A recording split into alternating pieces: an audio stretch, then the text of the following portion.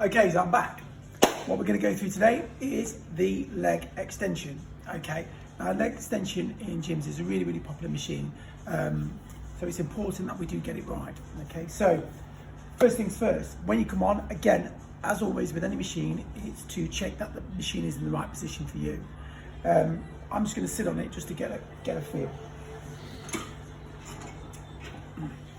Now what you want to do is with the seat position, you want to have the seat so your bottom and your back are flat and your lower back is into that pad. So that feels pretty comfortable for me. Okay. The next thing to set is the front section. Now there's lots of different settings. On ours we have 2 pegs here. Now this peg is a stopper. So if you want to restrict the movement and come up, it will stop it.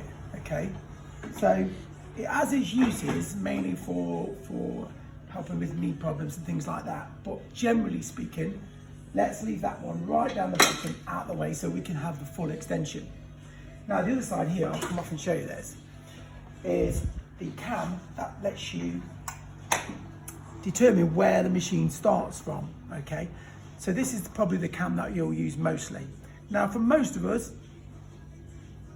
90 degrees at the bottom, maybe even slightly in at the bottom there will be great. You get the full extension, the full range of motion.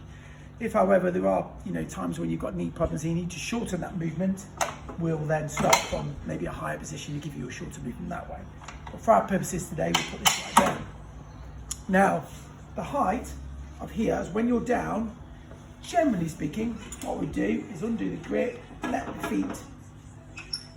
feet here, that move, let your feet sink underneath, curl your toes up here as high as you can, and that will be a fantastic position just to put it in there. So sitting down, holding the grips, what I want you to do is slowly extend up to your uppermost position. I want you to feel the squeeze on these muscles around the knee and then slowly down. Try not to clang it down, so you always got a little bit of a gap between the plates. Slowly lift it up and down. So if you do this really, really slowly, it's gonna burn. It's gonna really burn on these muscles. And it's a great one for strengthening and helping your knee. Again, if you find you wanna come back a bit further and clanging, let's take the column, let's lock it down, just that little bit further, back there.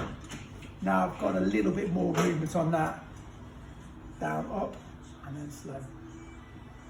Try not to swing, because your bottom comes off, that's not good. You don't necessarily need to pull yourself down, you just need to steady yourself. Coming up, and you can see where I finish, there, and that's really, on them front quads, it's really burning on here. Keep your chest lifted, keep your head forward. Again, you don't really want to crunch down, you want to keep your whole chest open. And there, and then slowly down. And relax. You've got the same kind of like weight adjustments that you need, but you're really looking for a nice weight that you can perform anywhere between like 8 and 12 repetitions.